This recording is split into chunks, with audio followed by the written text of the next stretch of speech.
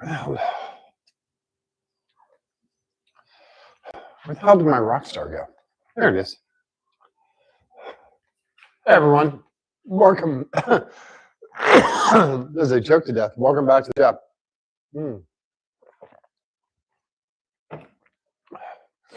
So we're waiting on parts for the limo, for the fuel system. The last video you guys saw ran out of the correct parts, and we're going to make some changes too. So the some of the other parts have shown up. You can see them right here. And I wanted to show you guys little tips and tricks on fuel system stuff, and also just sort of how to safely put stuff back together, because you are dealing with fuel. You don't want it leaking at all, and it's kind of dangerous. So it's actually extremely dangerous. So I want to show you guys how to, make sure clamps are tight, make sure threads are sealed, that sort of thing, so you don't have fuel leaks anywhere. There's a lot of heat and a lot of spark going on here, and gasoline is very easy to light up. So let me get the hood up and get a light, and I'll show you guys kind of what we're going to do. Actually, I'll just show you the parts that arrived. So we have this little guy, which is our elbow for the fuel rail, and this little guy, which is our inlet for our fuel pump. So we have a right angle, so it comes vertical, because the horizontal one that I have right now, the straight one, there's a frame rail right here, so you can't get the fuel line in without it pinching. So got a nice smooth flowing stainless steel right angle one.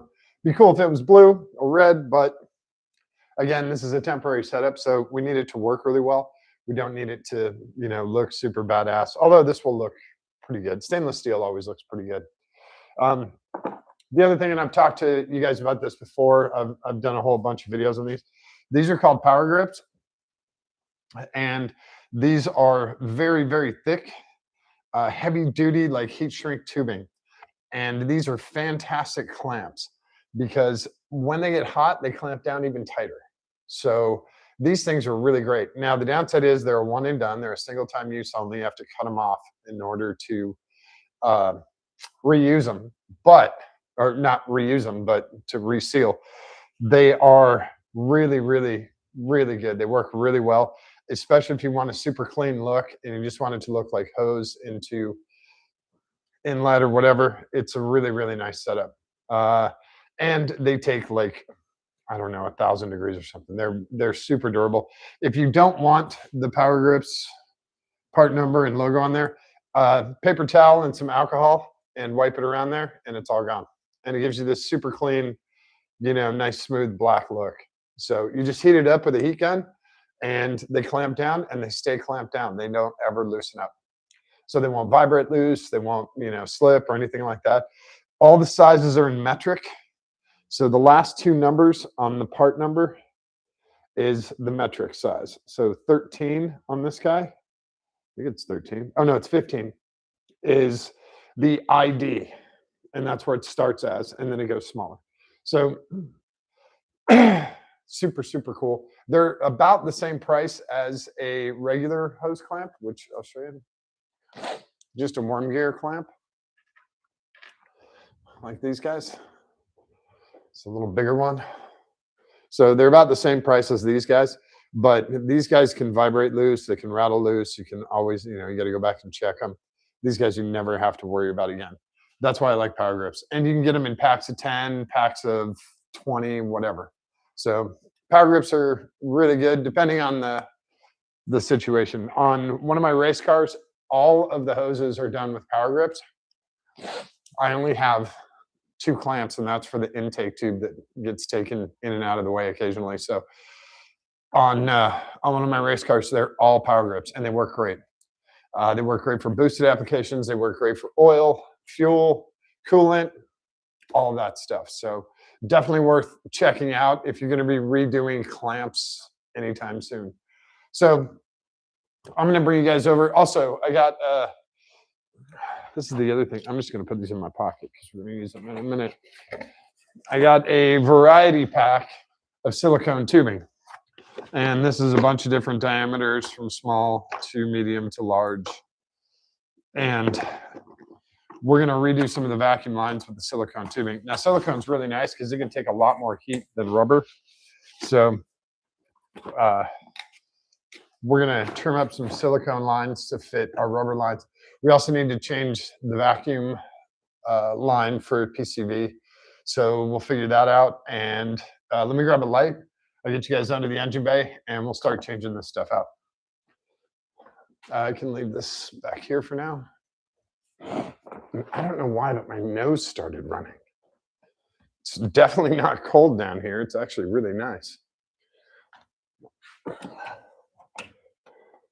course, I didn't put that one on charge, but I put the other one on charge. So many lights. Sometimes you get them on charge, sometimes you don't. By the way, there's about 800 bugs on the hood of the limo. They see the white and, you know, it's nice and warm out.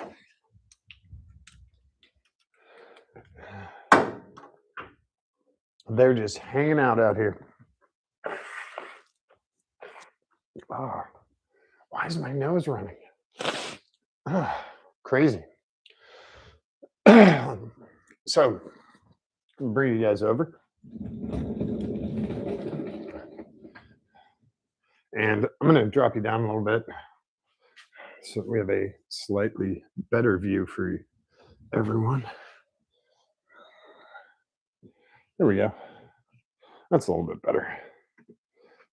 Look how shiny that air cleaner is. So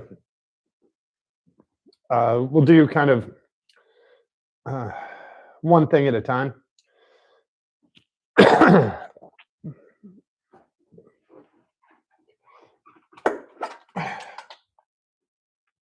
What the hell is at the bottom of this? Oh, it's just the glue.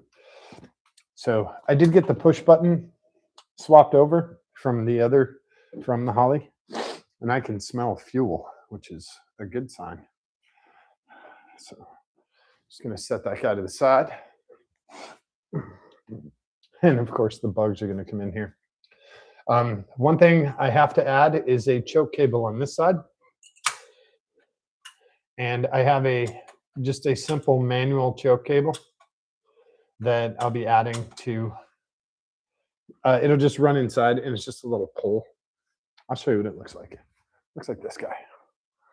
And this is super old school.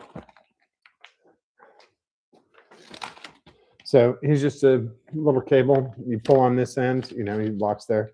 Pull on this end, and you have about a 2-inch throw in total. Obviously, the mechanism here, the lever here, will stop it and hold it open. So we have a manual choke cable, and that's fine. That's totally normal. What I need to do is underneath here, my vacuum ports on the 4150, they're up at the front.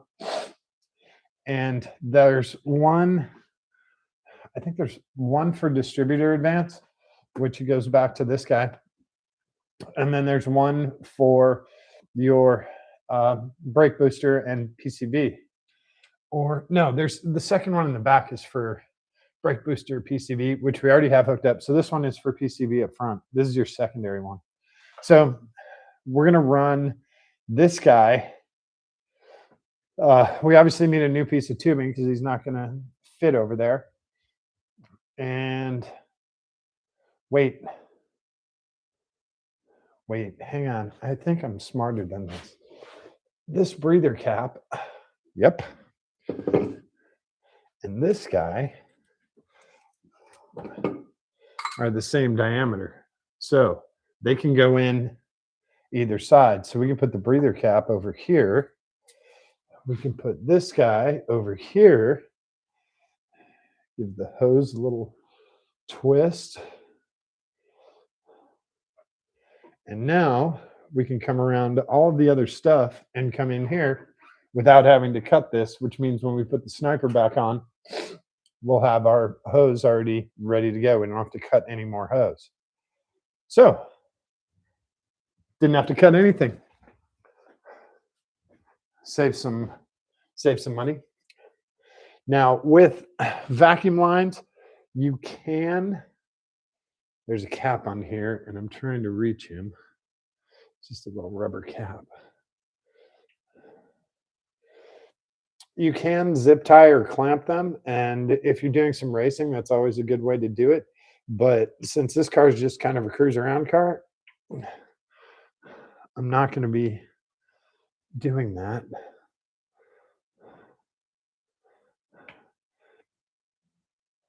This rubber cap does not want to come off of here.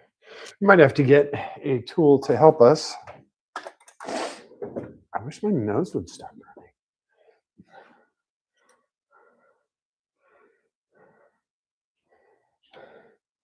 I'm trying not to stab myself.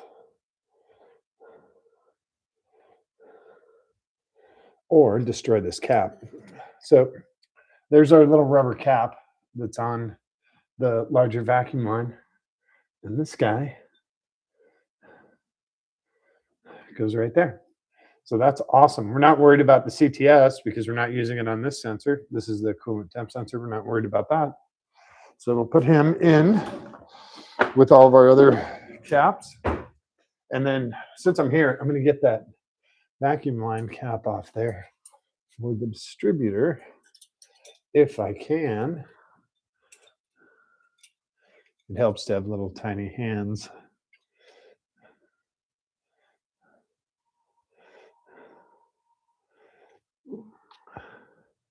I could have taken this off prior to installing the carb. Did he come up? Yeah, he just popped off there. Okay. So here's our small one. Little 16th, 1/8 inch line, whatever it is. And we'll save that cap too. Oh.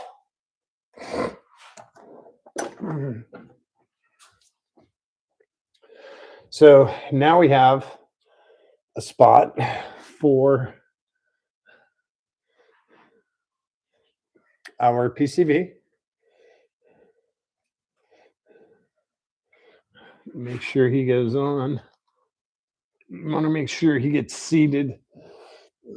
So the barb's about 1 inch long. Make sure the hose gets seated all the way up against the base of the carb. And there we go. We're installed. And now we have vacuum to the crankcase, which is kind of nice. Okay. Next one will be this guy. And this is for our distributor vents. This is our original hose that goes, it went to the sniper system, but we need to run that to the front here.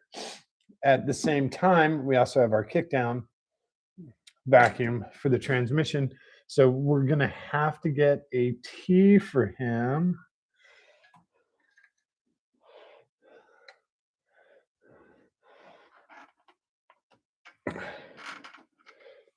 Yeah. No, we can run up to this off the fuel bowl. So we do have some other vacuum lines to run. What I am going to do first, though, is take off our fuel rail because we're going to be doing stuff with that. So I'm going to get the fuel rail out of the way. What size is that, you guys? 5/8. Can never remember. 5/8.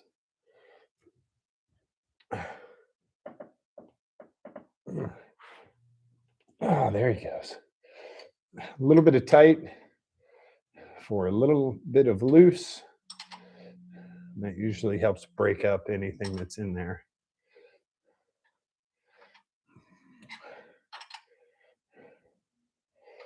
With the chrome plating on here, it's a pretty tight fit. So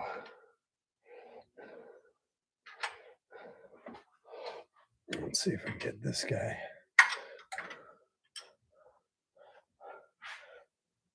A little bit tight to go a lot loose. If you hear me sniffling, I apologize.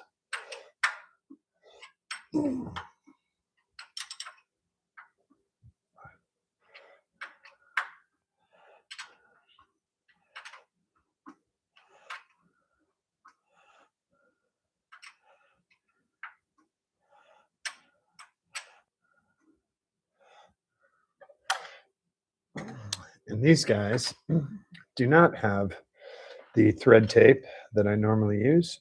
The factory, which is Blueprint, decided to go with PTFE paste, which is also just fine.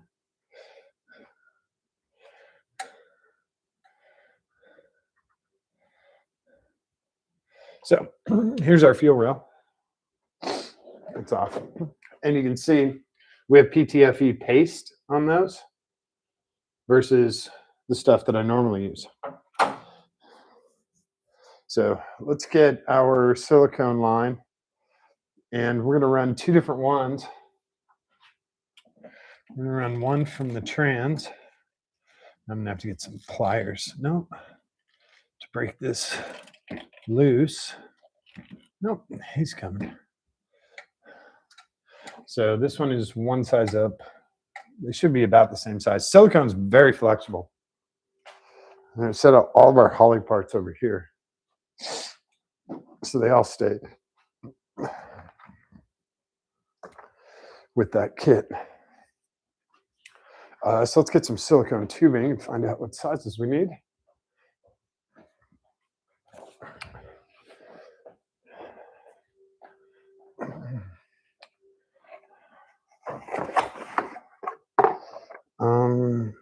This guy looks pretty good.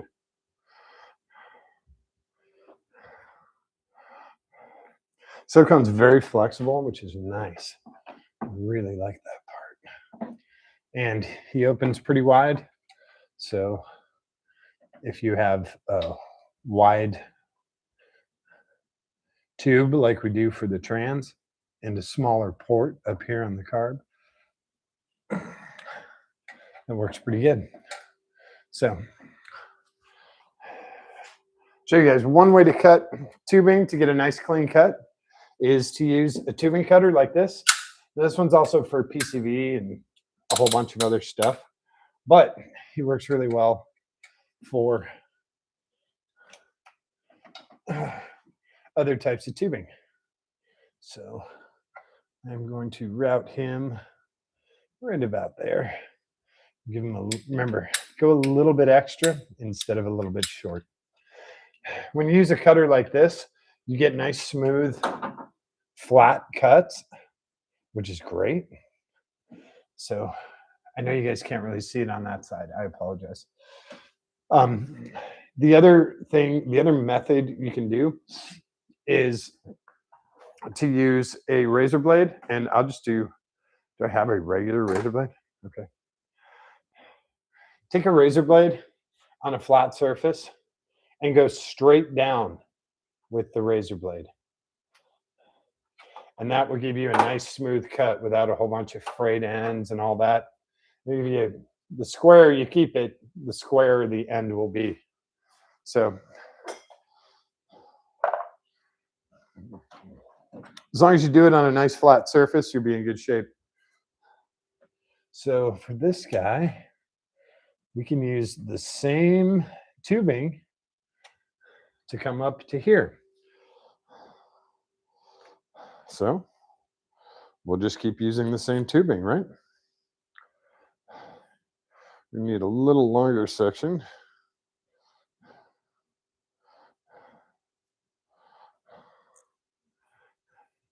So we're going to go from our vacuum advance up to up here. And I want to leave a little extra so that he's not right up against the manifold or right up against anything. And also maybe we can get these guys together so that they stay away from stuff, which would be a good thing. So we don't want them getting hot. We don't want them rubbing against other things. So yeah, he's actually okay right there. So we'll do a little bit extra on this guy.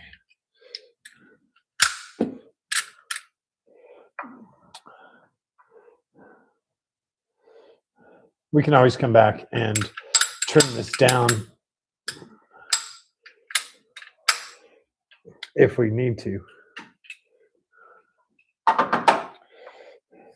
But I think he's going to be in good shape. And be really careful when you do this. Even silicone tubing,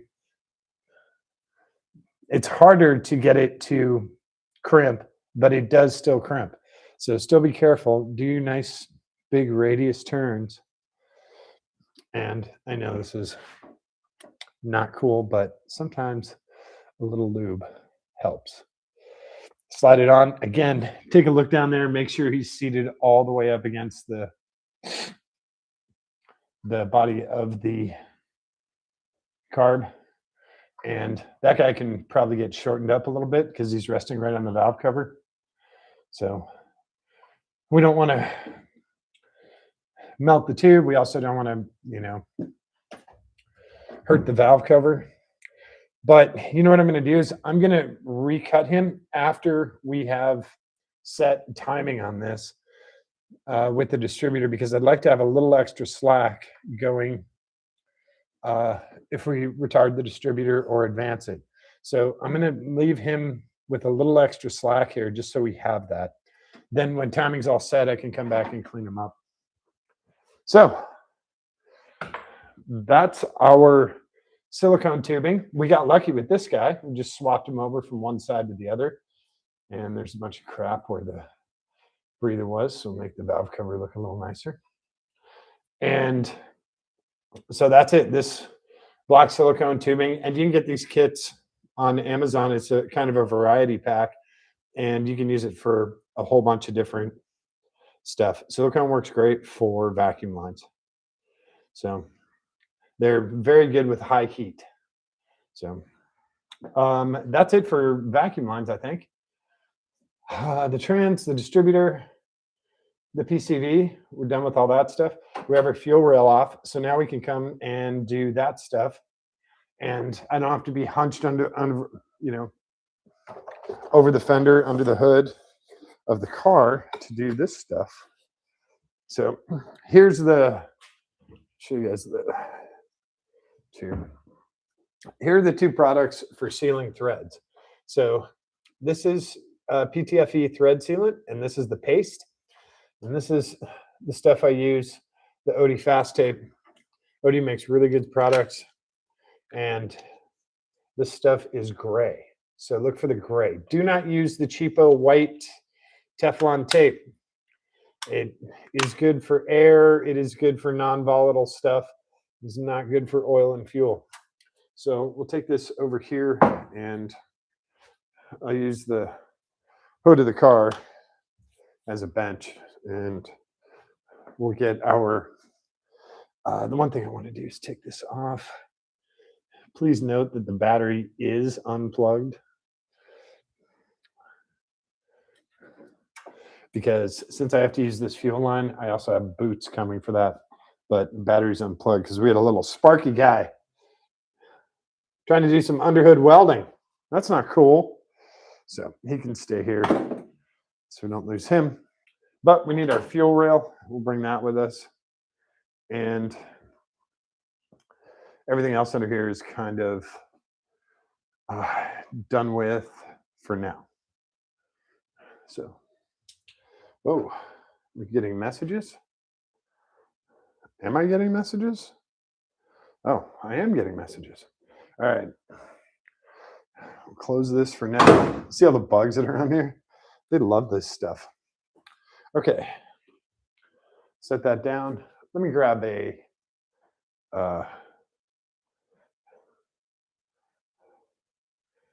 Fernie pad. Oh, I have one right here. Okay. I have a lot of Fernie pads. So I'll bring you guys over.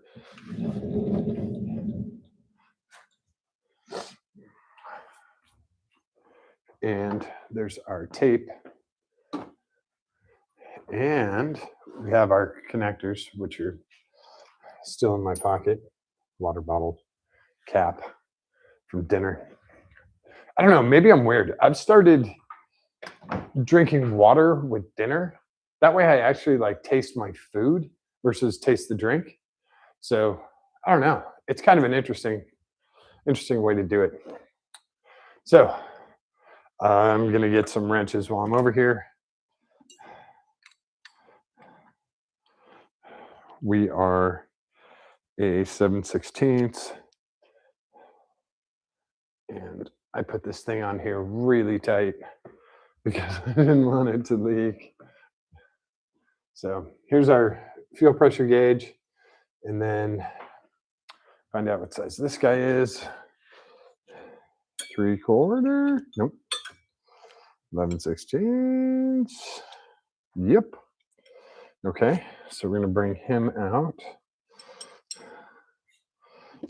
Put my 5/8 back because I'm a good kid. And then this one's interesting. It doesn't really have a hex threads or anything, so you just grab onto the base, and he looks about 1/2 inch, but he's not. He's 9/16. He's 9/16. So this is how you hold these. And you can actually use a crescent wrench if you want. So something like, where's my... So you can use a crescent wrench like this too. And that gives you a really good grip. And you can use it on a couple of different sides. It's symmetrical. So we'll save that. I need these gloves to get this apart.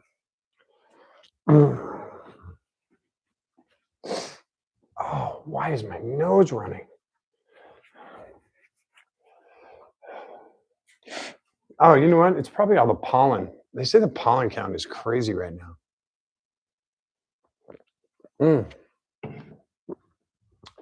The bugs are confirming that. So I need to take this AN fitting off of here because we need this. So he's a 7/16, and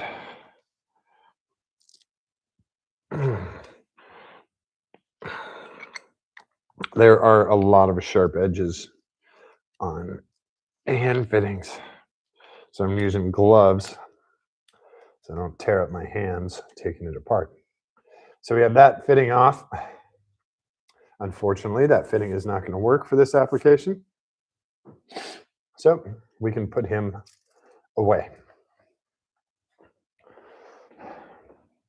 After we clean out the threads in here from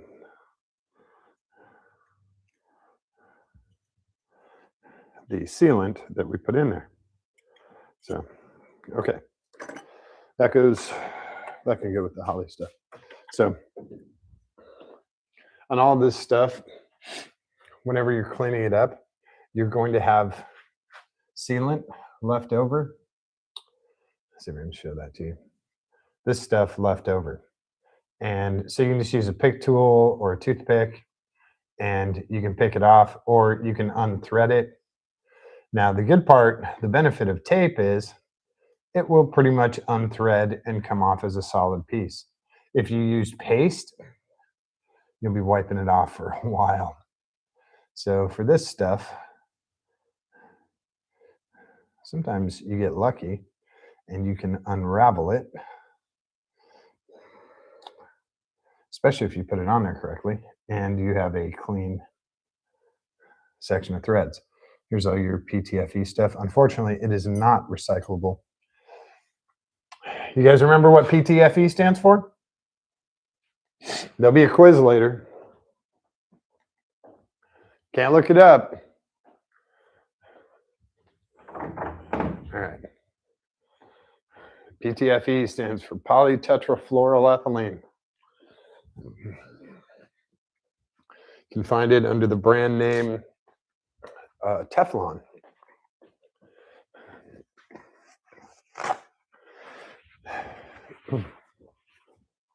I don't remember if it was an accidental find. No, Kevlar was. Kevlar, see this stuff, I'm going to try and get up as much of this old paste as possible. Kevlar and the microwave were accidental finds. That is the other downside with paste is it'll go everywhere. So it's very hard to keep it looking clean. If you bump it with your shirt or whatever, it's going to smear and it doesn't come out in the laundry. But it is very good at sealing stuff up. So, ooh, be careful of the sweet ass paintwork. So, clean those up as much as possible. We're going to put paste back on these. But once they go in, we're going to take a Q-tip around this bottom edge and just clean it up so it looks a little bit better. When they put them together, they don't give a shit if it's clean or not. So we're cleaned up, and I'm going to show you guys how to do thread tape. So this is, I need a pair of scissors because I like a clean cut. A lot of guys just rip it, but I prefer a much cleaner cut. Plus, these are really cute little scissors. So, where is he? Find the edge.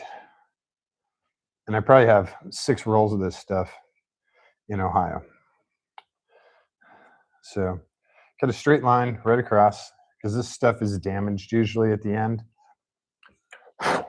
So, you probably don't want to put it in there. It probably has gunk or crap on there.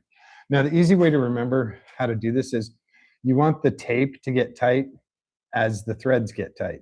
So you basically just go in the direction that you're going to be threading the piece in. That's the easiest way to remember it. Now, remember, it's not going to stick on this other side, so you have to hold it until it at least makes one full lap, because he's going to want to slip, and then you'll be like, how come it's not wrapping tape?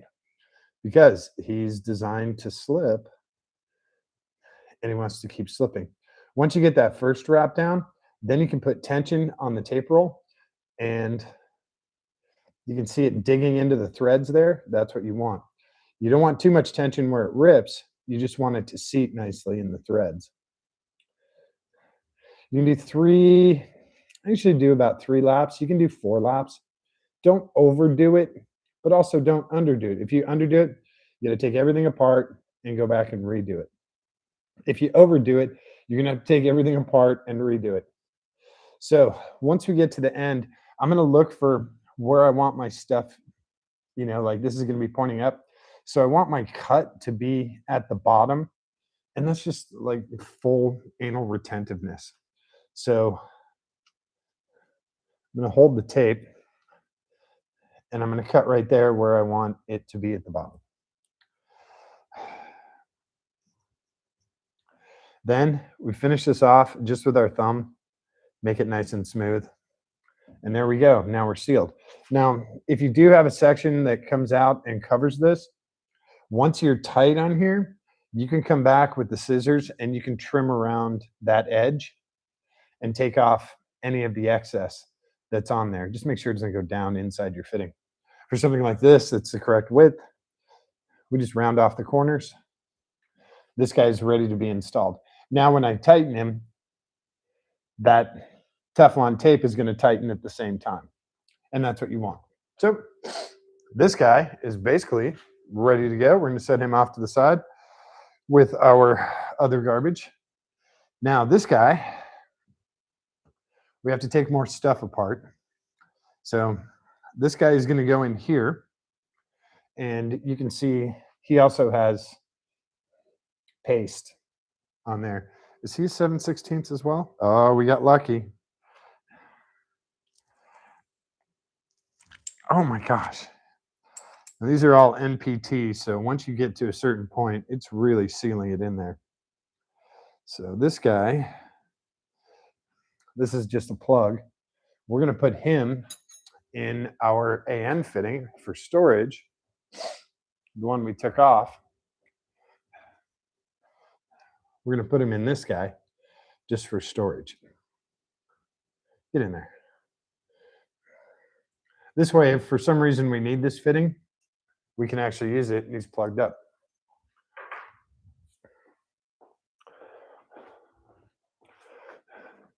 So now comes the fun part, cleaning out the paste. Whoops. You can also use solvents to clean off the PTFE paste. You can use alcohol. Acetone is really good. Just be careful of your finishes. So I'm going to grab a Q-tip and see if I can get a little extra out of there. I still see them on some of the threads.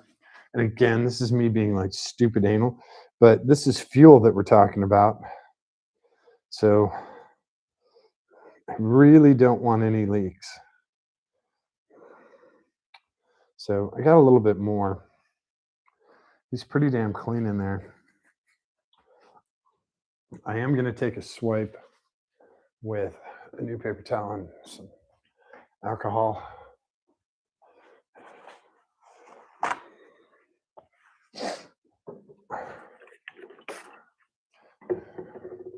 That's just for my own well-being. What's funny is you can also see the discoloration that the PTFE causes. It eats into the chrome a little bit. If you look really close, you can kind of see the discoloration on the edge. That's just from, let's see, polytetrafluoroethylene. It's probably the ethylene eating into the chrome.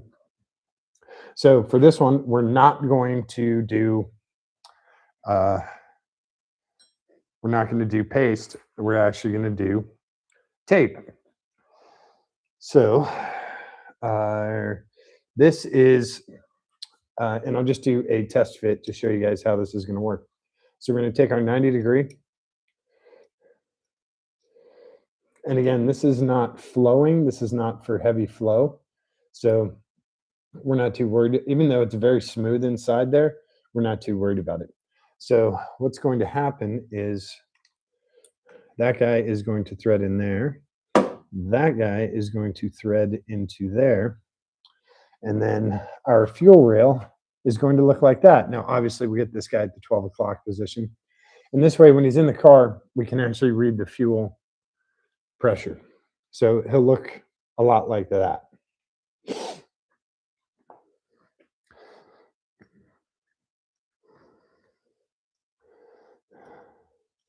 This is entirely unnecessary if they would rotate this fitting or this piece where it has a flat there and just put the damn hole right there. And then you could just thread this guy in and you would be happy.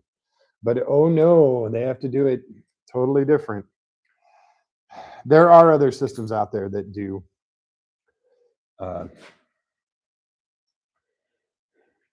fuel pressure inlet,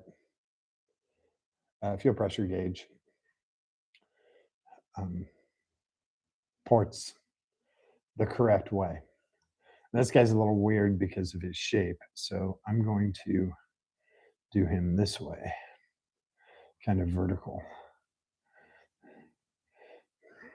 And this is a smaller with finer threads, and you can see how I have extra at the top there. I'm going to trim that off here.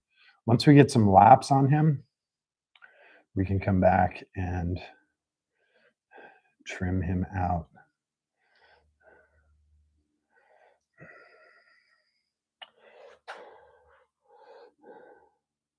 So for this, I know where I want the bottom.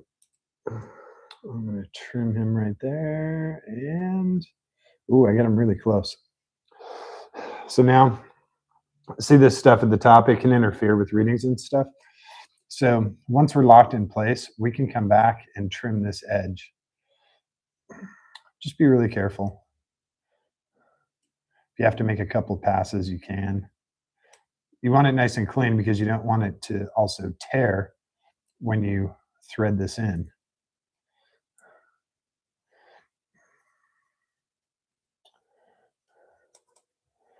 Get off of there. It doesn't stick to anything. It sticks to my scissors, right? There's actually a lot of static involved. So there we go. We have our super clean, ready to go. Now we can install them in our fuel rail. And we know exactly where it needs to go in the fuel rail.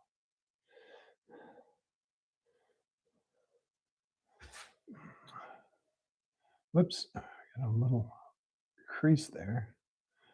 There he goes, he's gone.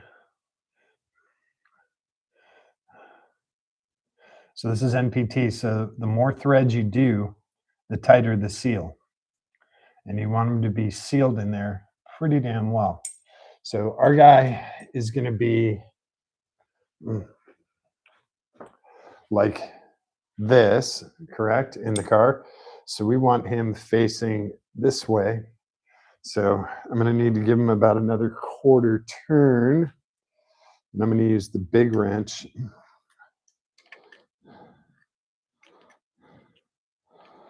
Get a good grip on him. You also have to be careful because a lot of this stuff is cheap metal. That looks pretty damn square. Does that look pretty square to you guys? Compared to, I guess, if I get the angle correctly. Yeah, that's pretty damn. Might give him a little bump. Of course, you go to give him a little bump and he goes 3/4 of a turn, right?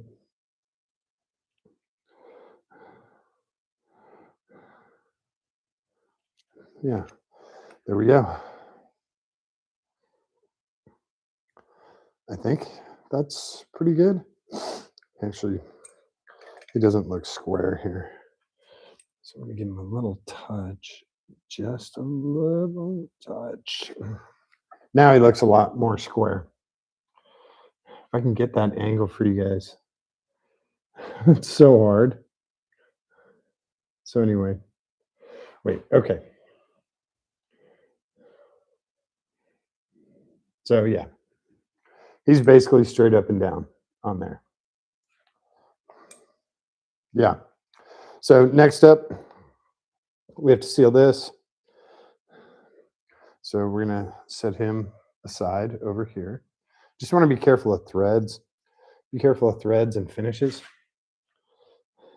What am I hitting?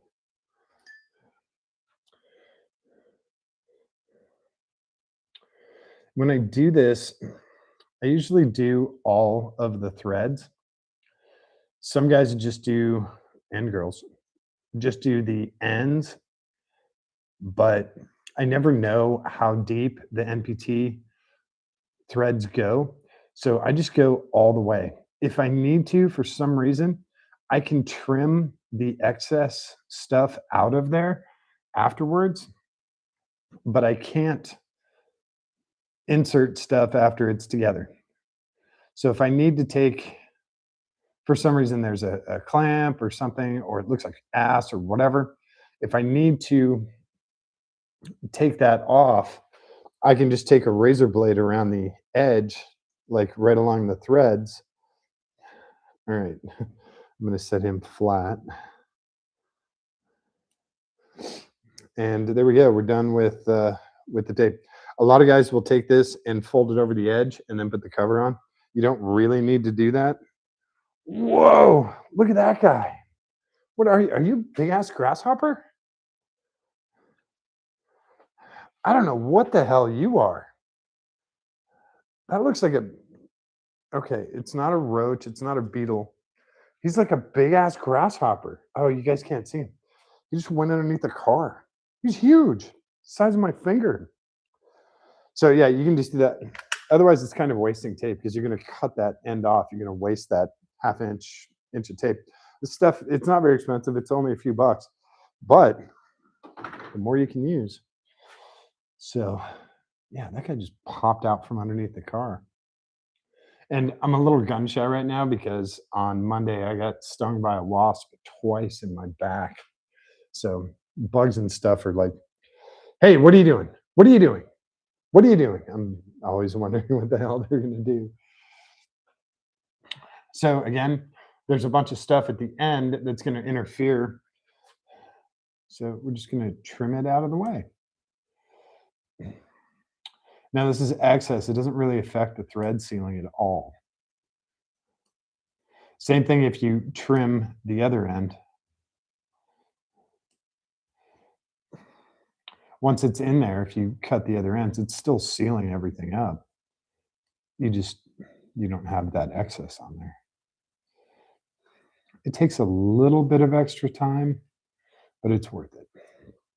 And also the gray tape is a benefit of it is that it looks different than plain white Teflon tape. So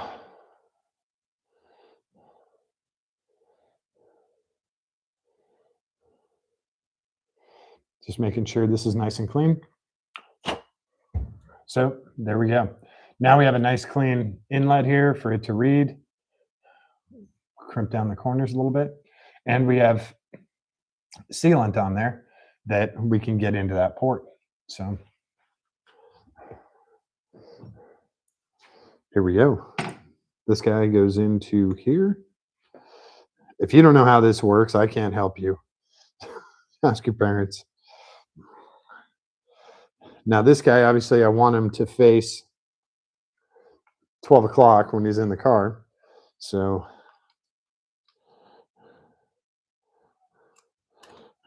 we're going to probably do 2 full revolutions. And the other good part is once he is in the car, I can even adjust him then. If I have a leak or anything, I can crank him down a little bit, or if I need to change the angle. Now, the one weird part about this gauge is, I guess that little nipple isn't exactly at 12 o'clock, is he? I guess he kind of is. So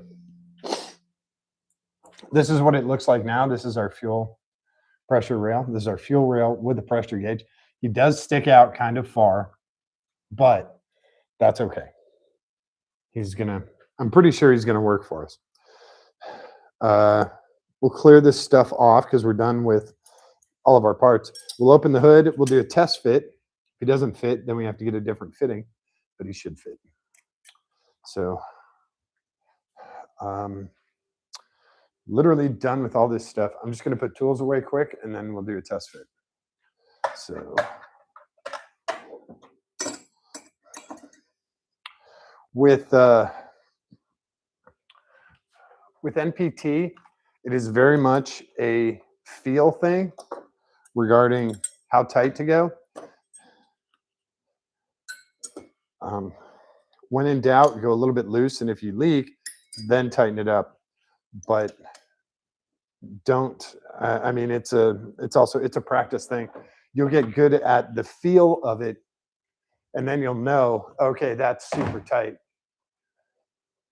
But sometimes you need things clocked correctly, like gauges and right angle fittings and stuff like that.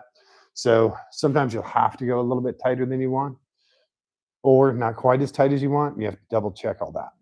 So you'll be going back, like with this fitting, because he has to go vertical. I'm going to be checking him almost every time I start the car. So I'm going to set this guy off to the side and take my fronting pad off. We'll go back under the car and we'll do a test fit to make sure we're not bumping into anything. Hopefully you guys will clear. Oh yeah, barely. Okay.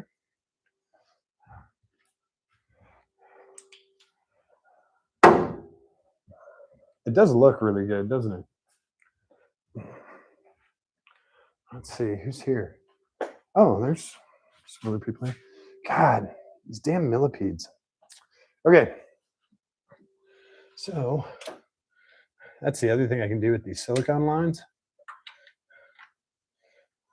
is I can catch them. Maybe not. Maybe something like that. So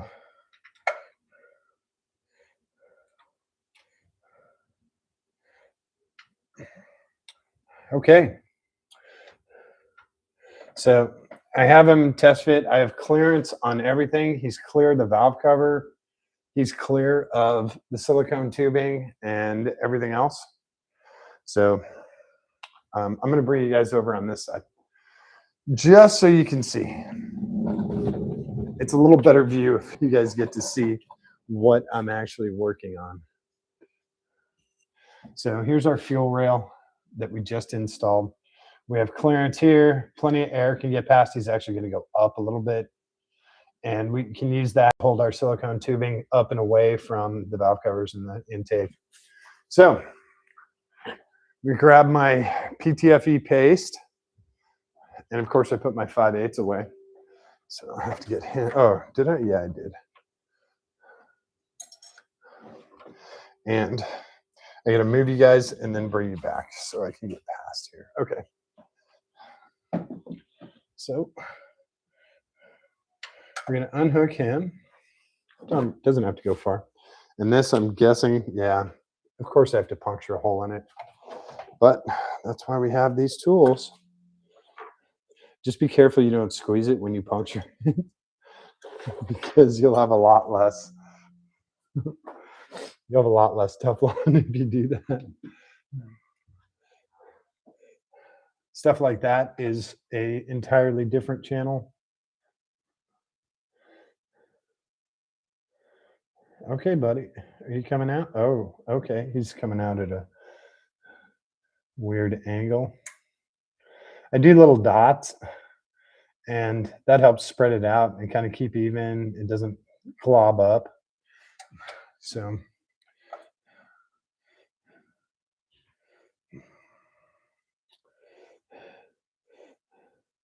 some paste comes out, dot it on there, dot it on there, dot it on there, dot it on there.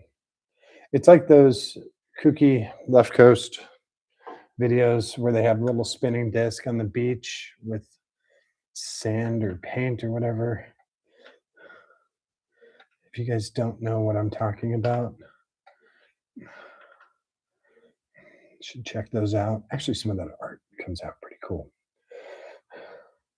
It really helps to do these both at the same time just because it is a nice tight fit on here. So there we go. We can put our cap back on this.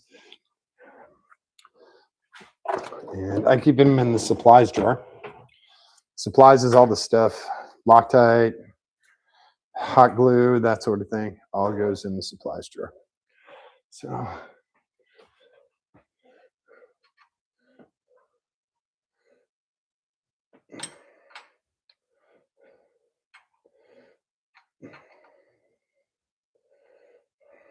now this is a flare fitting. So this is kind of like a brake line.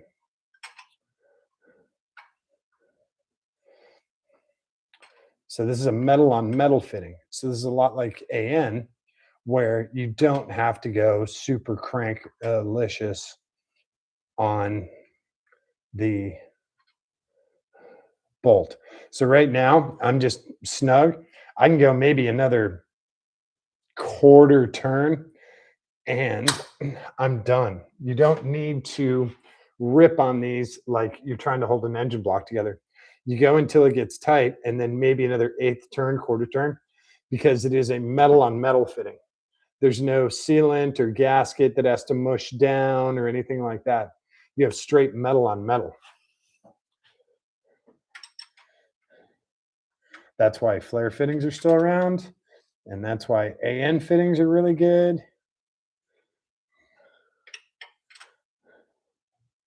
It's kind of dark back here, so I'm trying to find the flats on this.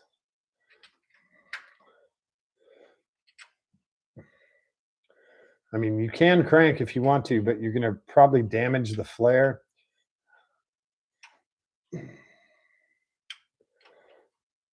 On either side. And then you'll either have to reflare it or replace it. And that's why we're like, no, get him tight. Like right here, he's now metal on metal. Give him another eighth of a turn. That is all it takes. Don't crank down on those guys. You'll probably break something. So I still have my Q-tips. I'm going to come around here from the back. I'm going to get as much of that PTFE off as possible. I'll come back with the paper towel in a second. I want to get inside there. That guy is done.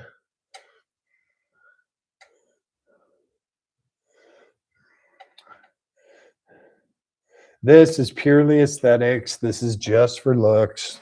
You don't have, you can leave that PTFE gunked up in there all you like.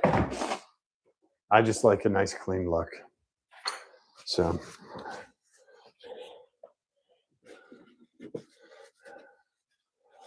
once you're sealed, you're not using any of that PTFE, so it can go away. Just give it a nice clean look. And make sure you put your hands on the chrome and get your fingerprints all over it. That's a really good way to not keep things clean. So there we go. Now, when I come here and I look inside, I can see fuel pressure right away. And of course, this is the fitting we're waiting for, the 90-degree that comes up here that goes down to the fuel pump down there. So when that gets here on Friday, we can do the fuel line, we can start the car. Let's see who's here. Oh, hey, Nikki. Hey, Nova. Yeah, we got to show Nova about fuel lines, because even though when she's driving, there'll be a shit ton more electric cars, there's still going to be a lot of stuff like this. So, and the really enjoyable stuff is going to be like this. There'll be a lot of electric, there'll be hydrogen, there'll be nuclear powered stuff, but it's all pretty much going to come back to the ICE. So, yeah, you learn to do fuel systems like this, and especially standard carbs like the 4150, which they're all over. They're very common. They've had a few upgrades over the years.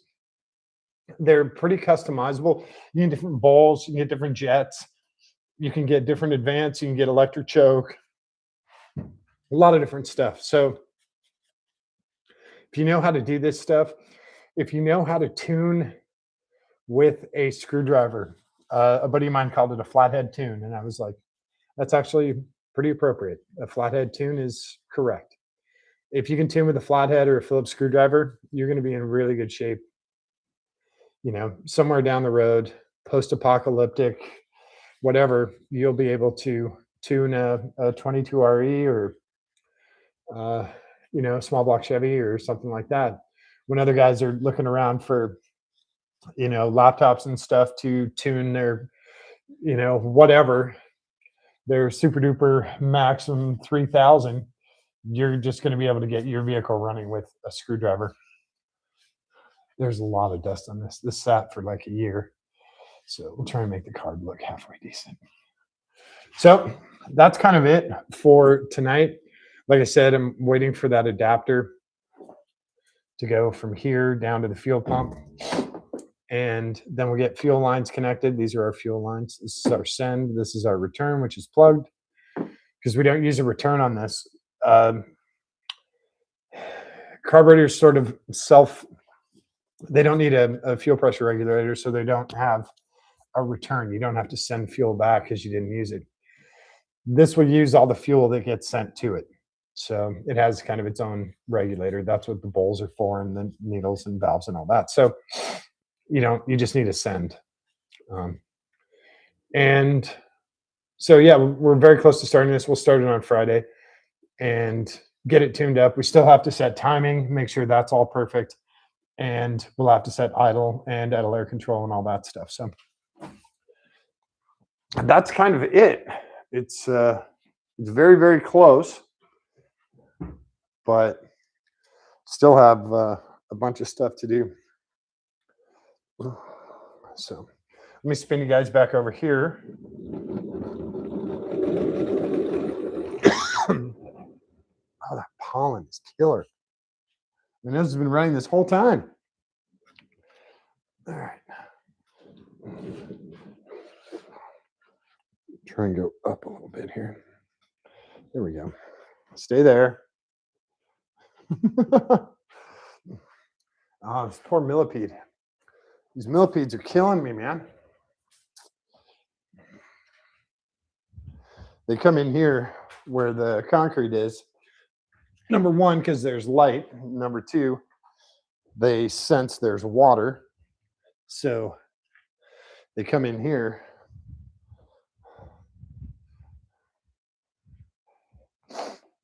And then they get stepped on. I'm not trying to step on them. I just don't see them and accidentally step on them. Then we have a huge mess and no one likes it. Oh, yeah, we're looking at the ground. Sorry about that.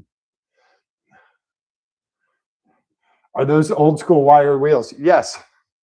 Those are actually wire wheels, and those are real knockoffs. So you use a lead. I don't use the lead mallets. I have I use the disposable rubber orange mallets from Harbor Freight. And yes, that's how you take the wheel on and off. So the easy way to remember it is left is backwards, right is forwards. So this actually, if I'm undoing it, I need to go clockwise. If I want to make it tighter, I go clockwise. They're reverse thread. This way, when the car goes down the road, they actually tighten. That's how. I don't know. I'm not a lowrider guy. This is my first bagged car, so.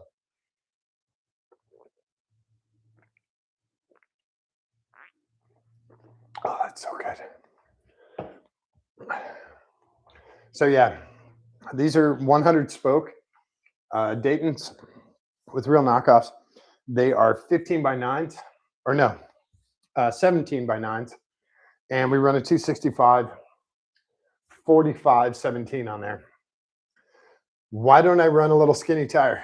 Because I'm going to have about 2,000 pounds of weight in the back of the car. And I needed a heavier duty tire to hold that weight. Yes, the suspension is going to hold a lot of it, but after the suspension, I need that heavy duty tire. These tires had a really great load rating and they came in the size I wanted. So that's why I ran. Plus, they also look good. When it's dropped all the way to the ground, it looks really good.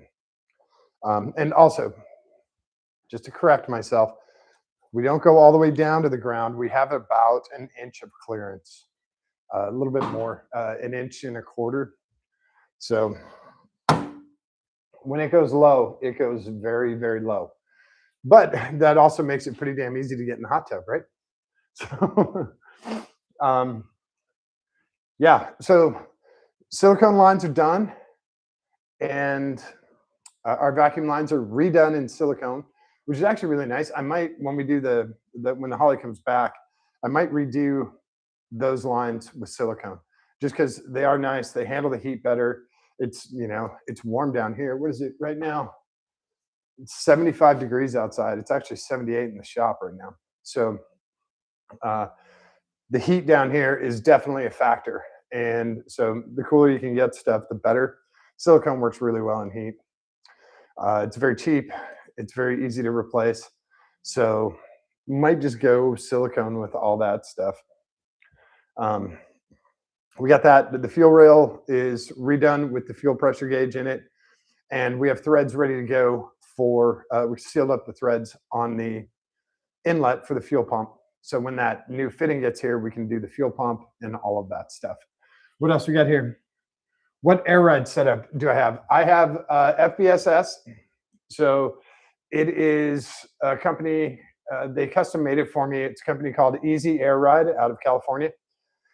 And they custom made it for the Limo. When I talked with the owner, I explained to him what I was doing, and he thought I was completely insane, but he loved it. And instead of standard airbags, I actually have the dump truck airbags in here. So I don't remember the model. I want to say 3500 or 3800. They're super heavy duty bags, but they're great. They're very smooth. They're not obnoxious. And I just have a standard controller. I don't have the super kick-ass automatic one. Maybe somewhere down the line, but again, this was just a budget build. So I just got the really nice, this is it. So not 16 switches, but I do have 7. So it does both fronts at the same time, or you can do front and rear at the same time. So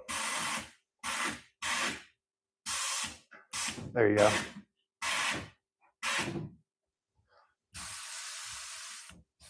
The back goes down a lot slower because of the weight involved.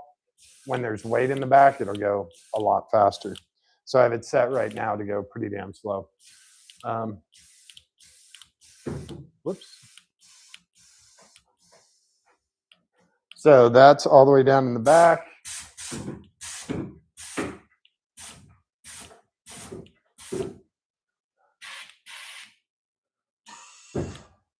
And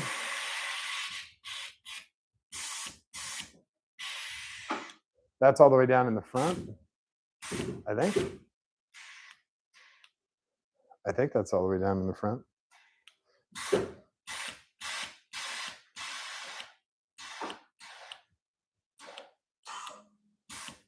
Yep.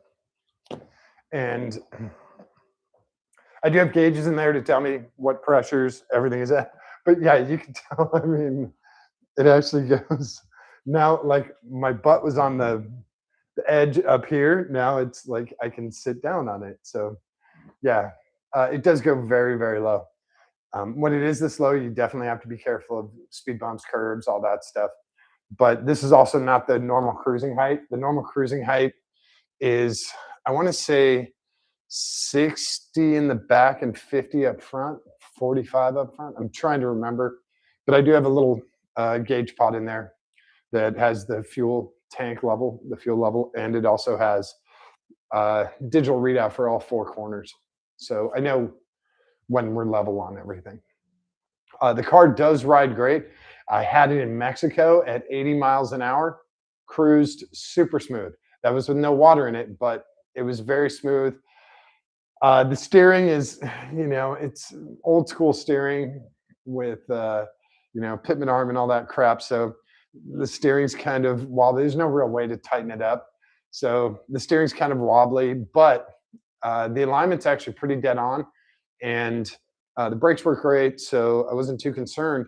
But at 80, it cruises really nice. It cruises really nice. Let's see, who else is here? Hey, Craig Bill. Cool, thanks, man. I really appreciate it. Yeah, Limo's been a long time project. We've had this one I've had for a few years, but we've also done a bunch of other race car stuff in between. So the limo has been put back on the back burner because mostly we're doing race car stuff. So this is fun stuff. This is actually just pure ridiculousness. So the fun stuff kind of gets put on the back burner while we do the race car stuff. But now that I'm here in Florida, I have a bunch of time to work on this. So, and the race cars are fully built and just need basic maintenance now. So now I can work on the fun stuff a lot more. And been cranking on this. Of course, it fights me every single nut and bolt, but I'm not giving up, man. I'm not giving up on this thing. It's going to be a fun cruiser, and we'll have it at tons of events here in Southwest Florida. We'll be going to Naples, we'll be going to Tampa, Fort Myers, all that stuff. So yeah, check your local strip club. It'll probably be there. I'm pretty sure that's who's going to rent it. Yeah, Craig, I'm actually in Port Charlotte. So I'm all the way, way kind of, I don't know how to explain it. I'm out by the water in Port Charlotte. So, like, I'm not on the water, but my neighbor across the street, he's on the canal that goes out to the Gulf. So, which is a good thing. I don't need to be on the I've seen the hurricanes. I've seen what happens. So yeah. I'm in Port Charlotte, so I go to tons of stuff like Northport, Bradenton. I race at the Freedom Factory when they do events. I just did the Ultima race there, the Ultima 600, which was just ridiculously fun. And then I go to Fort Myers, and I have a bunch of friends in Naples too. So taking this to Naples and like cars on Fifth in Naples that's kind of a bucket list thing. All the Ferraris and Bugattis and Lambos and all that shit, and then this thing shows up. Come on. Everyone's seen a Chiron. Everyone's seen a Senna. You ever seen anything like this? Yeah. I wish bugs would. Oh, dude, stop landing on me. So yeah, this will be going. This will be going to a ton of the events. I have the headlights. You guys can see the headlights are kind of out of it. I did do the prototype setup for the headlights. I haven't shown it to you guys yet because I want to get it installed first. But a few people have seen the prototypes for the headlights, and they're pretty slick. They're pretty slick. Questionably legal, but probably. And yeah, they're pretty cool. Yeah, Craig, definitely. I'm out at a ton of these events. I go to them all the time. So if you're out at one of the events, definitely say hi. I try to post either here about what I'm doing with racing, either with the race car stuff in Ohio or like the Ultima race. I'll post here, but I also post on social media. So you can find me. It's just Kevin Geyer. It's pretty easy. I don't have any pseudonyms or Limo Guy 420 or any shit like that. It's all my name. I don't have time for any of that crap. So it's all my name. And yeah, you can find me on social media. It's pretty simple. And that's about it. So yeah, I'm gonna keep doing keep cranking on this thing because I got to get it done. Summertime's coming, and this thing is going to be an absolute blast. Yes, the paint is crap on it. The paint was crap before I even got it. The graphics on here were absolutely dreadful. The stupid 23s made it even worse. The front grille was awful. I still have the front grille. Front grille was almost 100 pounds, almost 100 pounds of pipe. So I'm going to take 100 pounds out of the front of this car, which will really help. Because what I'm going to put in there is probably 5 pounds, less than 10. So yeah. Here, I'll show you guys the grill. Say the grill here.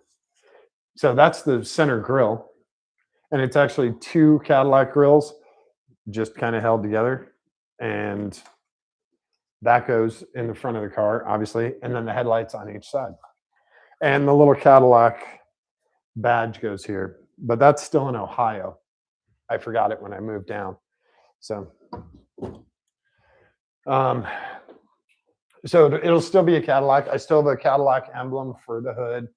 It tears up the car cover. That's why it's not on there right now. So this thing is really, really fun to drive. It's not fun like a race car or a sports car. It's fun because of the interaction you get with all the different people and the astonishment and disbelief that you get with those people, which is a lot of fun. Hey, Craig, I appreciate that. I'll definitely do a shout out too once I figure out how to do that. Definitely would do that. And I do this at my shop in Ohio, and I do it down here. You're welcome to join me in the shop. If you want to bring a car down and show it off, please do. Would love to have folks come in and do a walk around to their car and talk about how badass it is. And then if there's something specific that people want to see, whether it's suspension or electrical or brakes or engine or anything except how a rotary works, I'm happy to do dive into something specific and try and show how'd you do the custom relay for the plates and how is that wired so that when you key off it actually actuates. I love doing stuff like that too. So if there's something specific that you want to see, let me know. I'll get it in here. Like, how the hell do knockoffs work? Why do we have knockoffs in 2025, 2026, right? Haven't we gone beyond that? Well, we asked that question with lug studs, and Europeans still keep doing them. So yeah. The channel is mostly about fun. I don't get paid for any of this. I'm doing this because I love teaching and because I love cars and trucks and snowcats and bulldozers and Miatas and all the other stuff. So I have a great time with this, and people seem to enjoy it. I do live streams so that there's no editing, there's no bullshit. If I screw up, you guys catch it. If I succeed, you guys get to join in the reveille. So that's the whole reason why everything is live streamed. I'm not faking anything. I don't have a producer off to the side saying, okay, you guys, let's do it again, but this time be surprised when it starts. No, I don't have anything like that. That's why I do the live streams. I'm trying to do something a little different than what everyone else is doing. On the last live stream, you can watch me juice myself with the fuel line, with the AN fuel line, because my dumbass didn't take the negative off the battery terminal, even though I told everyone to take the battery terminals off. So yeah, I got myself on that one. And yeah, that's why I do this stuff, is I wanted to be a little bit different. And also it shows how difficult it is.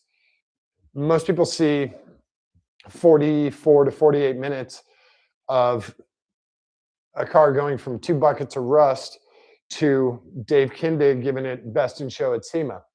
And it's way, way, way more than that. So I'm trying to show what all goes into it. And also, you can tell how huge my team is here.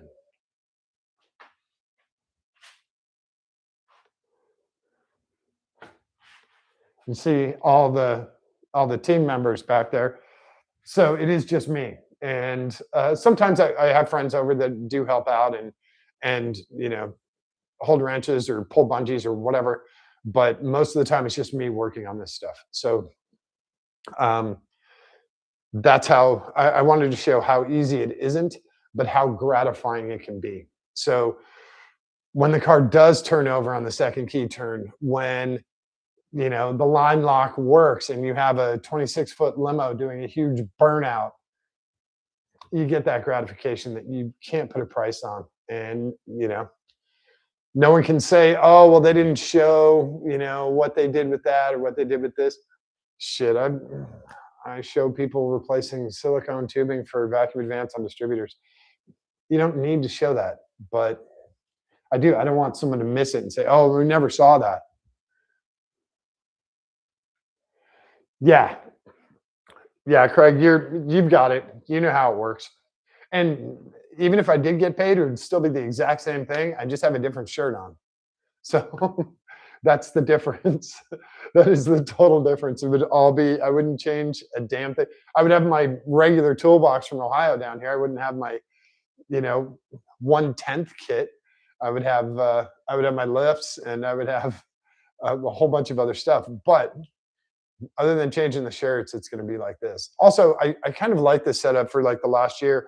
I've had this very basic where it is just I have an air jack, but I also have a regular jack.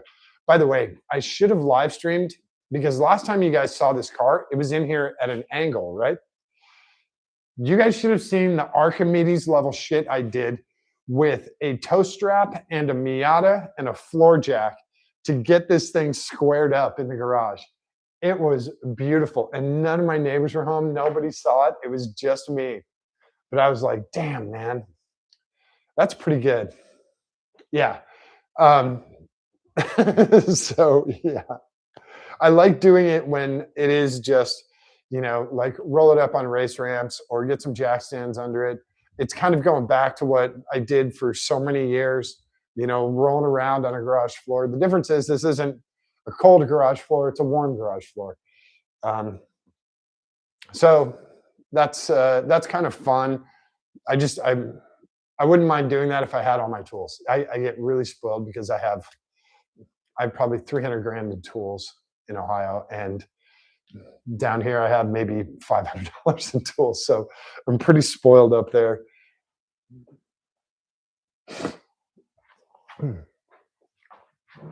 Yeah, man, if you want to hook up and collaborate and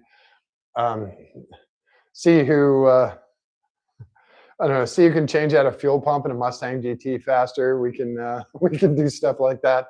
I'm happy to do stuff like that. I don't mind it.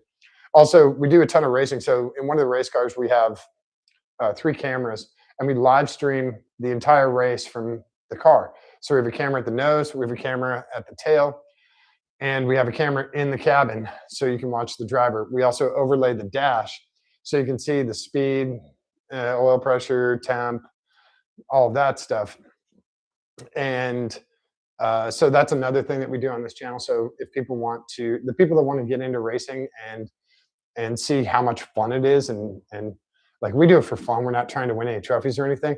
So trying to get more people involved in racing, trying to get more people involved in working on this stuff and doing this stuff themselves, whether it's simple stuff like changing out brake pads, or super hardcore stuff like Nate Millison and I rebuilding a 1MZ to one hundred thousandths of an inch specs.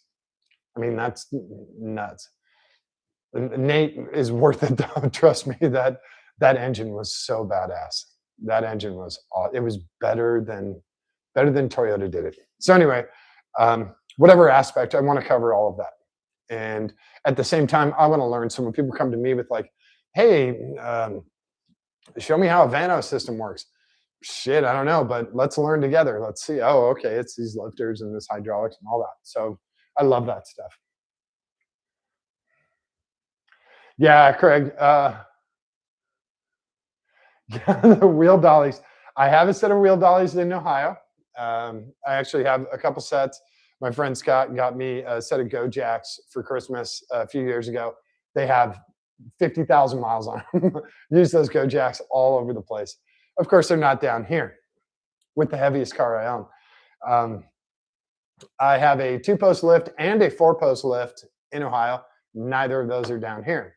So, yeah, it makes it a little more difficult, but I've got jack stands. You guys can see them back there, right?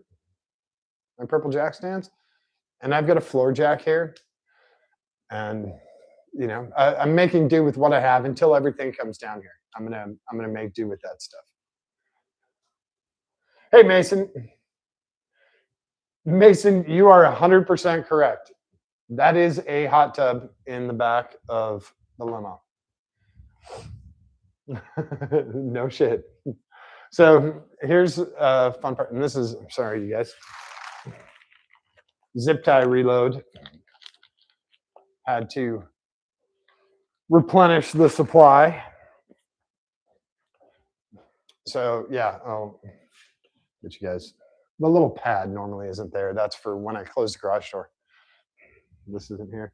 But yeah, this is a 3-person 7-stripper hot tub in the back. And this thing has a full steel frame on it. So I'll show you guys quick.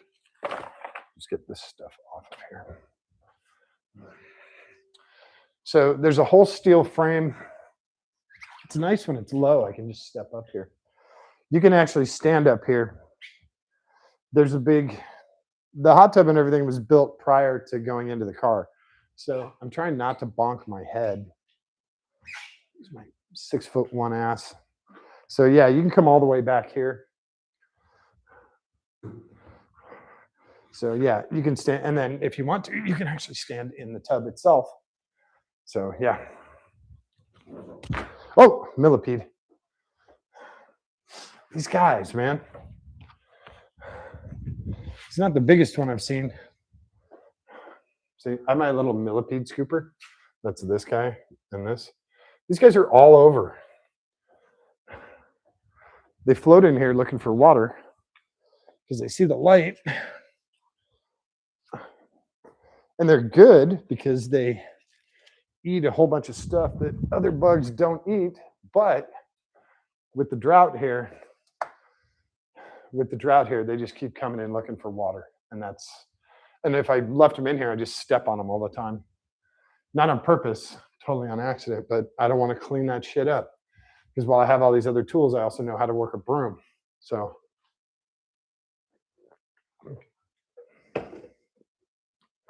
we got more questions here. Like a yacht on wheels. It's almost long enough. It's longer than some power boats.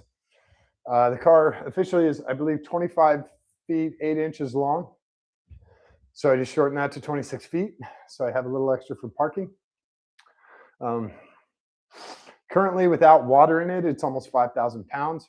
But I did take out 100 pounds of grill, so probably just under 5,000 pounds, 4,800 pounds. That's with a full tank of gas. With water in it, it's going to be probably close to 7,000 pounds. Uh, it has a Blueprint 383 stroker. It's 485 horsepower and 480 foot-pounds of torque. Or no, I apologize. 465 horsepower, 485 foot-pounds of torque. I got to remember those numbers correctly. And we have a TH700, TH400 transmission,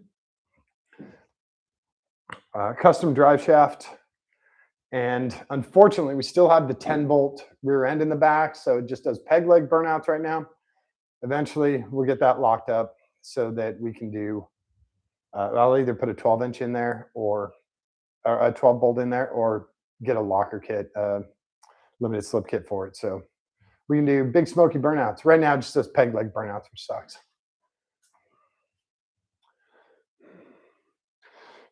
You're in the UK. Hey, you guys, you can't see it, but my Miata is right out there. Here, I'll show you. I don't know. I think this light will. You guys tell me if you can see it. See my Miata out there? Kind of?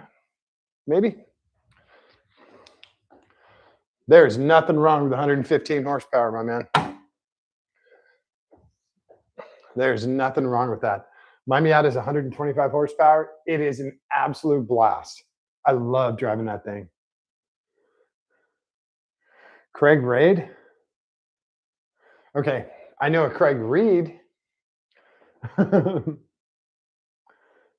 Oh, hey, Mike.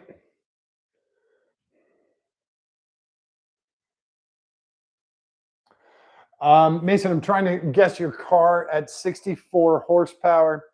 I'm going to say a smart car.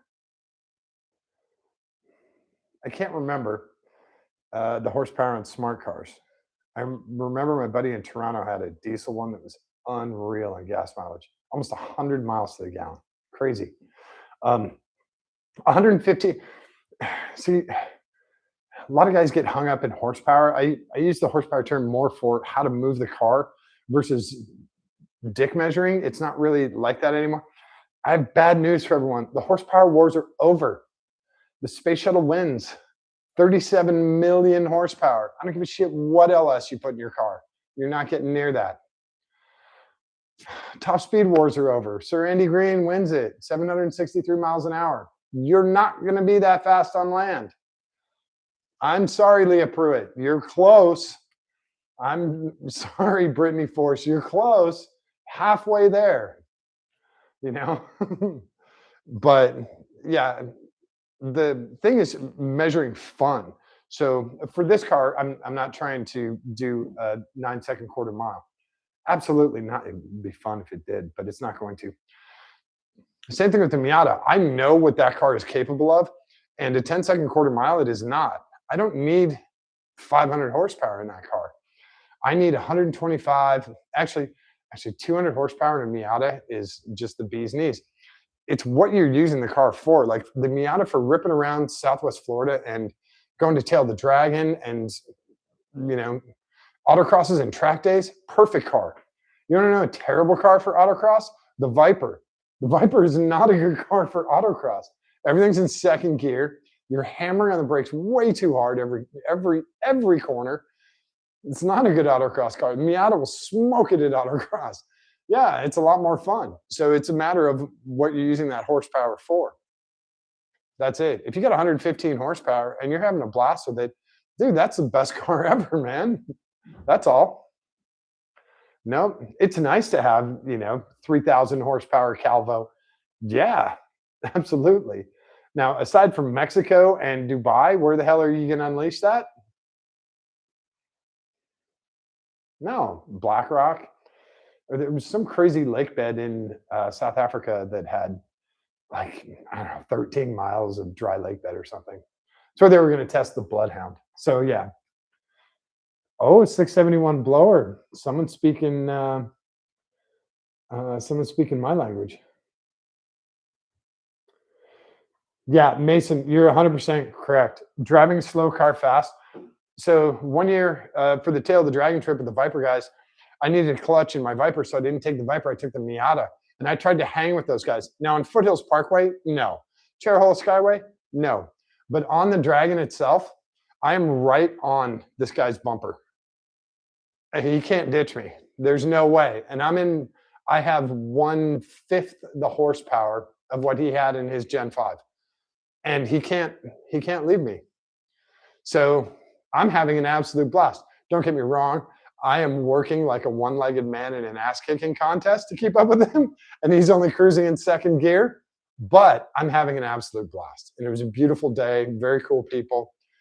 Yeah, you can't ask for more than that. So if you drive a slow car and have fun with it, that's a Miata at 120 feels like the Viper at 180. It's all perspective or perception, or whatever you want to say. You don't have to get caught up in all of these numbers and stuff. That's why I have a Viper. I have a Miata. I have a Nissan Altima. I have a 87, 86, 85 Toyota MR2.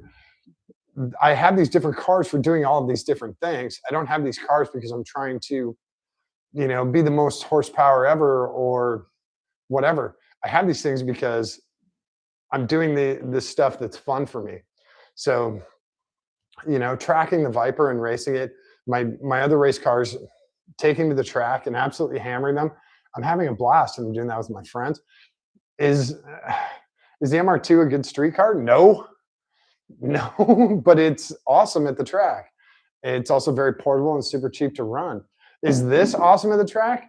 Absolutely not. Not at the drag strip, not at Pit Race, rest in peace, not at Mid-Ohio, nope. Not at Road Atlanta, be terrible.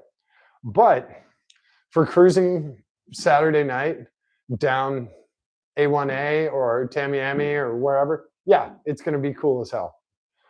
35 miles an hour is an absolute blast in this thing. Trust me.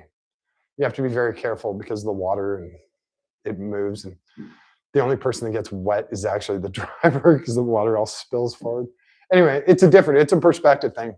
So when you have a 115 horsepower car, if you're absolutely ripping it up in that, that's great. You're probably having as much fun as the guy in the 1,000 horsepower, whatever latest, ZR1X, TC, BBQ, LOL, whatever that new thing is. Probably having as much fun as that guy. And I promise you, you're shifting better.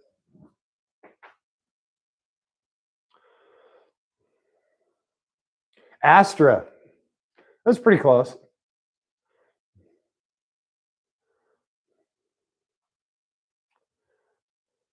Yeah, I know the Saturn versions of those. They're kind of cool.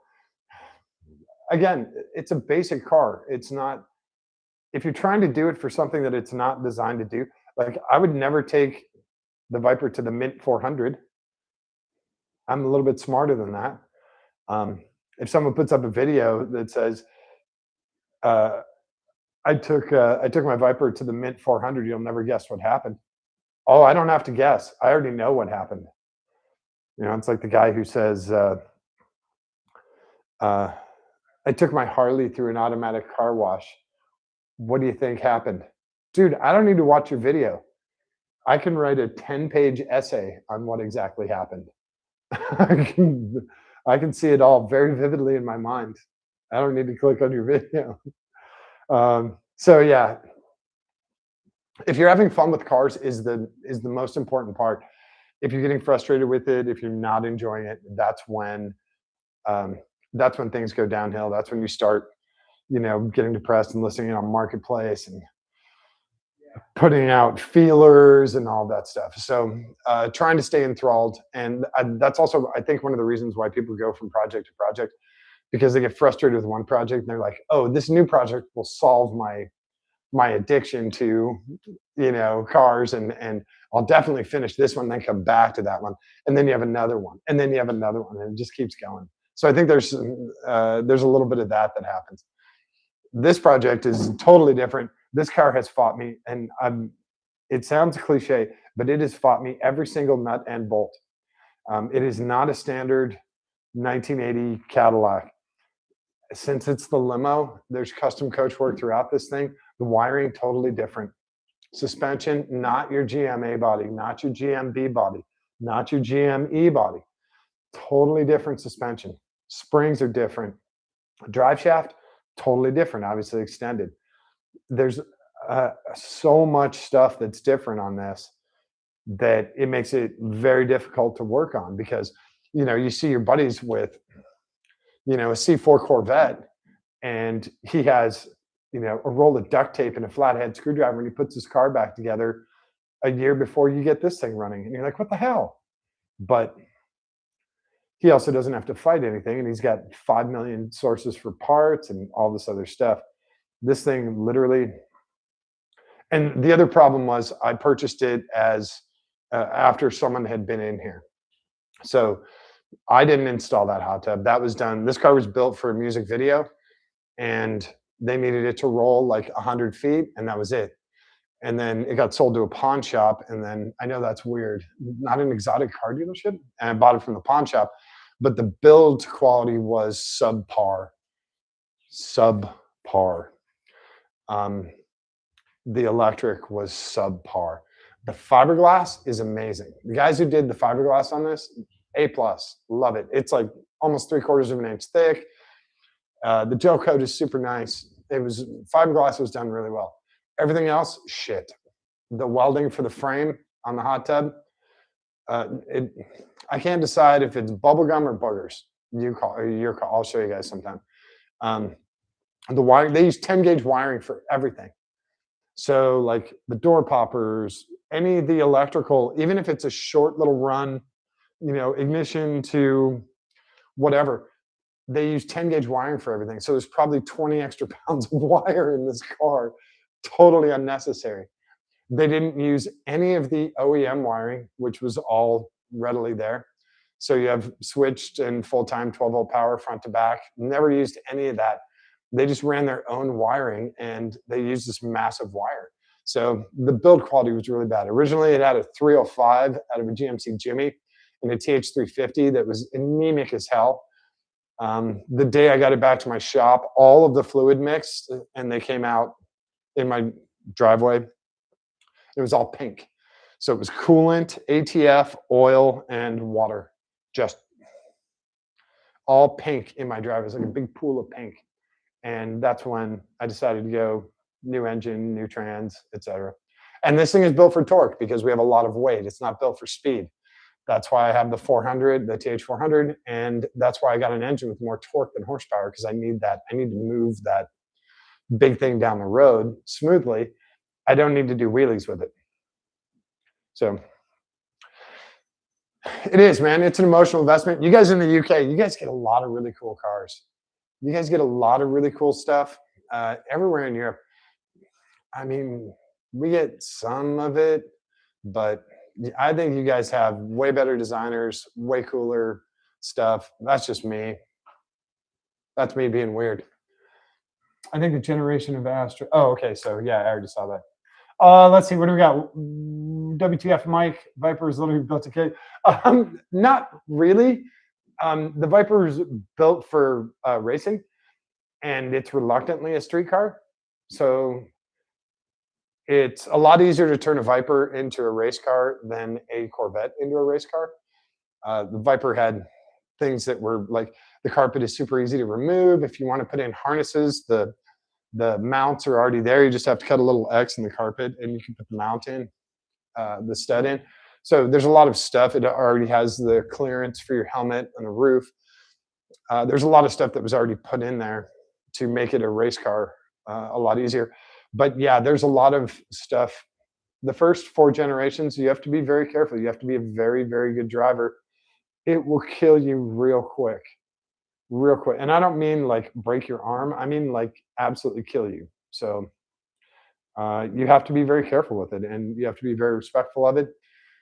Definitely go have more fun at the track than on the street. But yeah,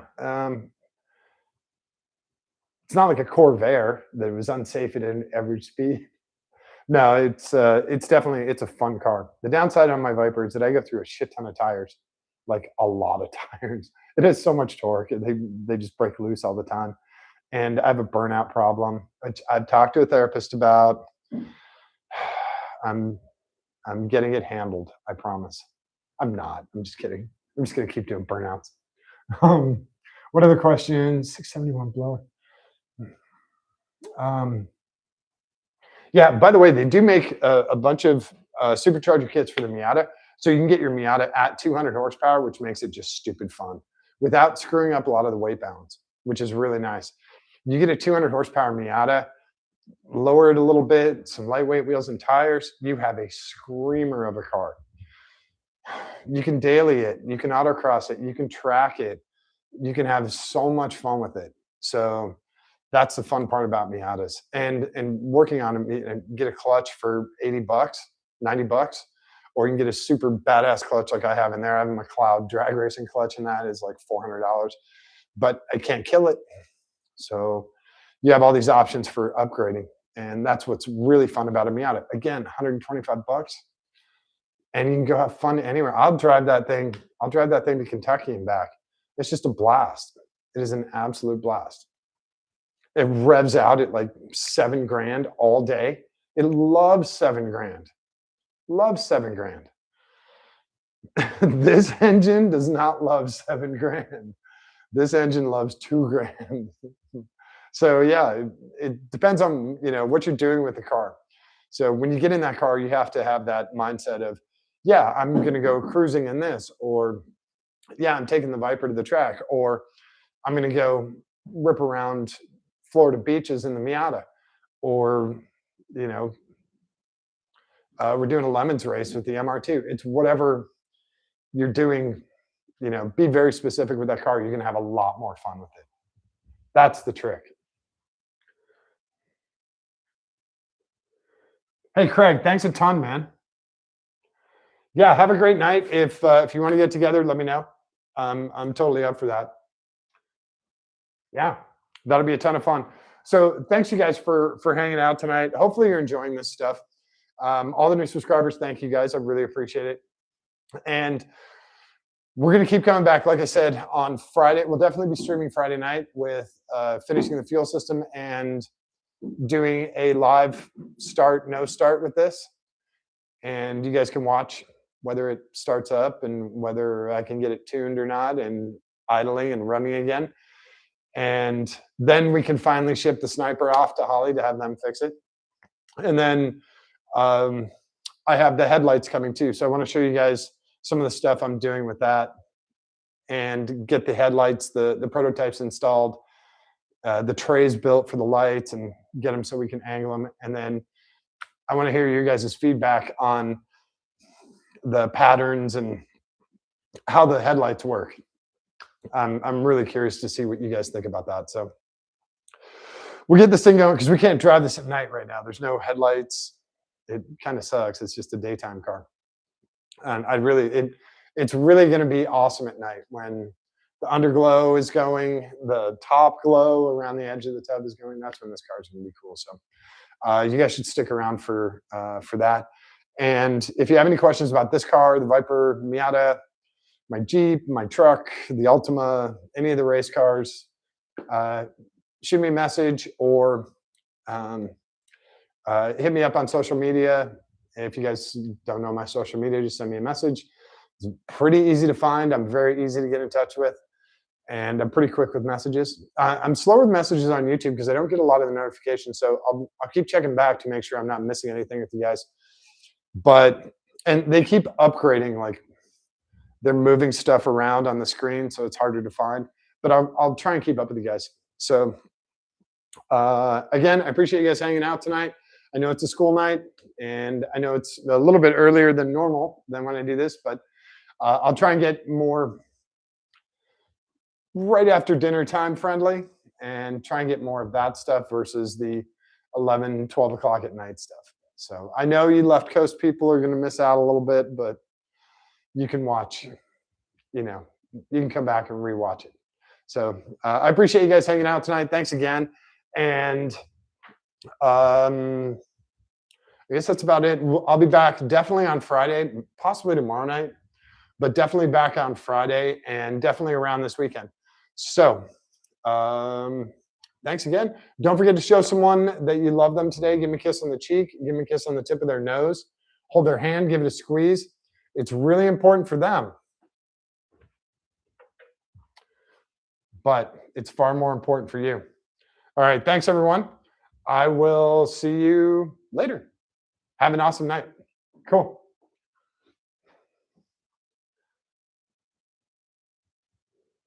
Oh, she does sit low.